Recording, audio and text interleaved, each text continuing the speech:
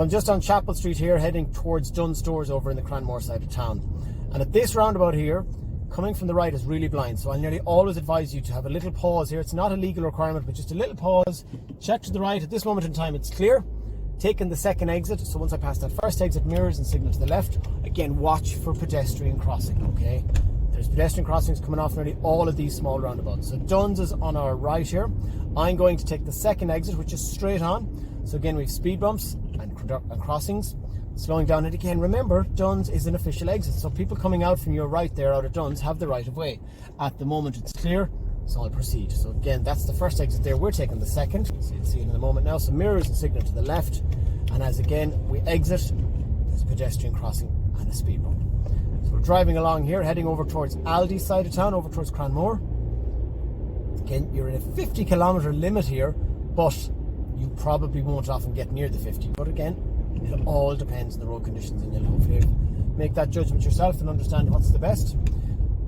So we're coming over here by what a lot of people call the Intrio offices, the government offices, the government buildings. We're going to take a right turn up into Cranmore Estate itself. So again, there's a bit of a new junction here for any of you that are only driving the last while. So again, speed bump, checking ahead of me. There's a car coming, but I've loads of time to turn. I look into the road before I turn. I notice I turn in, a lot of signs there. There's a 30 kilometre limit. We have another crossing here immediately. So you just stay really alert for all these little things, and we proceed up, watching and reading the road ahead. And as you can see, there is another speed bump. So again, nice and steady over the speed bump, and as we all say, usually second gear. Proceed on up. Again, I know it's getting a little bit dark at the moment, but it's still good to have a little drive at that time of evening. You can still clearly see what's coming. Again, it's, you know, a big populated area here, so just be a little bit alert for kids and people pulling in and out of roads, and that just be alert for people opening doors. It's just, the more people around an area, the higher the chance that they could be people around when you're driving. Another speed bump here again, down to second, nice and steady. There's a crossing, nobody's crossing, so again we're just planning ahead, looking ahead all the time.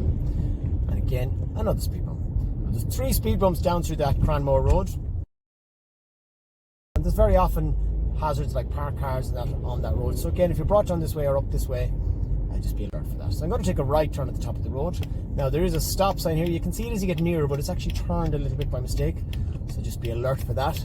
And the road we're going on to here now is the Cleaver Road. It's a 50 kilometres, so I have to stop fully. Again, some people like to use the handbrake. Use it if you prefer.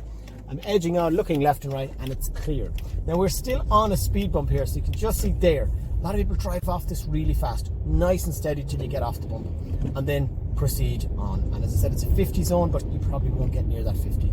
Up ahead, you can see a speed bump, so again, we're gently slowing down to our second gear, proceeding on to the junction here, which brings us up towards the Pierce Road, and we're going to take a left. So mirrors and signal left.